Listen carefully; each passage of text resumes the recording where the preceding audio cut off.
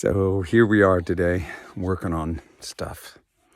This is one thing I'm working on, which is going to be whatever you would call it. It's going to be a stand for a Starlink setup. And so this backside, which I've cut flat, is going to have a shelf on it. And the shelf will hold the dish basically for the Starlink. And then I'll have another place, maybe right up here on this piece of stone, that'll hold the router.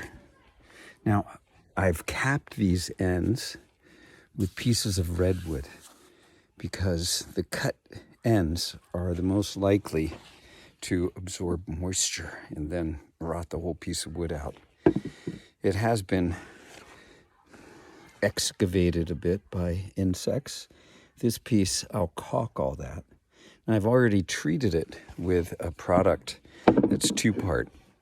It's an epoxy. It's made for boats.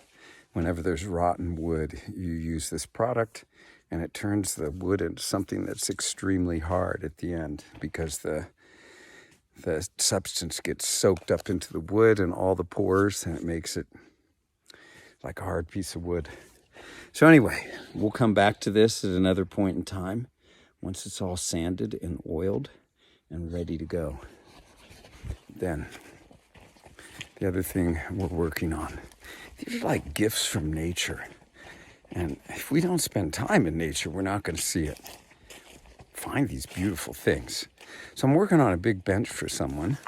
I do have my personal protection gear, which is a nice respirator.